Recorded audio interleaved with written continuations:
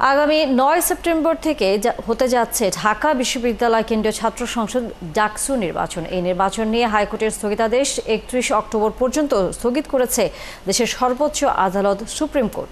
হাইকোর্টের আদেশের বিরুদ্ধে ঢাকা বিশ্ববিদ্যালয়ের প্রশাসনের করা আপিলের প্রেক্ষিতে আজ প্রধান বিচারপতি ডক্টর সৈয়দ রেফাত আহমেদের নেতৃত্বাধীন আপিল বিভাগ এই আদেশ দেয়।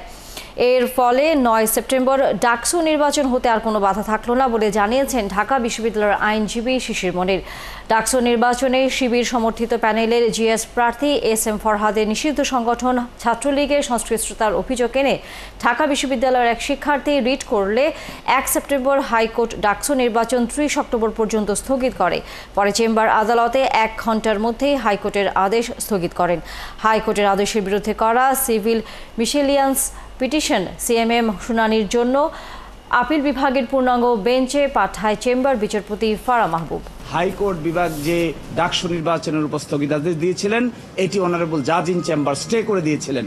আজকে বাংলাদেশের সর্বোচ্চ আদালত হাইকোর্ট ডিভিশনের আদেশের উপর স্থগিতাদেশ দিয়েছেন এবং ৩১ অক্টোবর ২০২৫ পর্যন্ত এই স্থগিতাদেশ বহাল থাকবে। এর অর্থ হলো এটা ৯ সেপ্টেম্বর ২০২৫-এ উৎসব মুখর পরিবেশে ডাকসু নির্বাচন অনুষ্ঠান করার ক্ষেত্রে আর কোথাও কোনো আইনি বাধা থাকলো না। এ বিষয়ে বিস্তারিত জানাতে আমাদের সাথে যুক্ত হচ্ছেন সহকর্মী সৈকত সাদিক। সৈকত, আদেশে আপিল বিভাগ আর কি জানিয়েছে? কিন্তু আপিলে দীর্ঘ শুনানি হয়েছে ডাকসু নির্বাচন যেটা হাইকোর্ট স্থগিত করেছিলেন।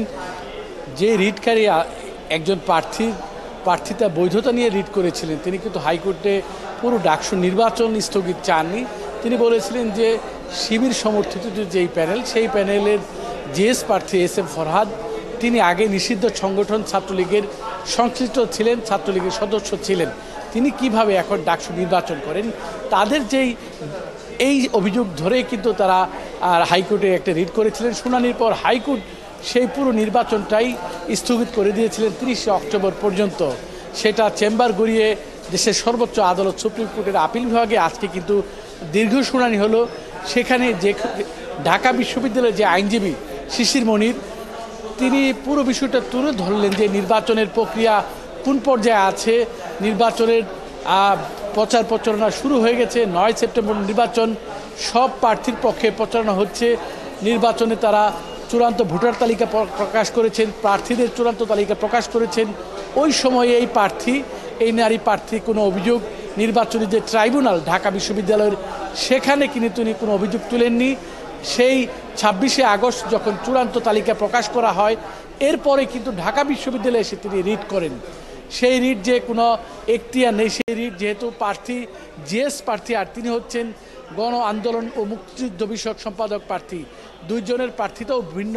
ছাত্রলীগের সদস্য বলে যে অভিযোগ তোলা হয়েছে সেটাও এস.এম. ফরহাদ নেই। এরকম নানান যুক্তি ঢাকা বিশ্ববিদ্যালয়ের যে আইনজীবী তিনি তুলে ধরেছেন।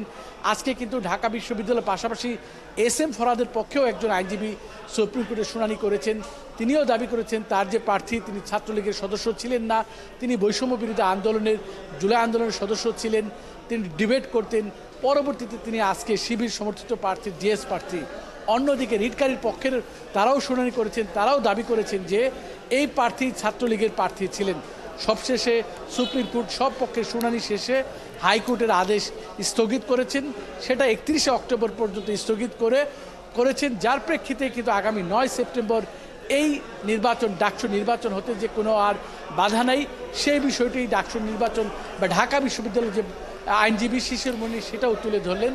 এই হচ্ছে সর্বশেষ পরিস্থিতি। তানিয়া, ধন্যবাদ সৈকত সাদিক। নিশ্চয়ই আমরা ফিরবো পরবর্তীতে আবারও আপনার কাছে। দর্শক, সহকর্মী সৈকত সাদিক ছিলেন আমাদের সাথে।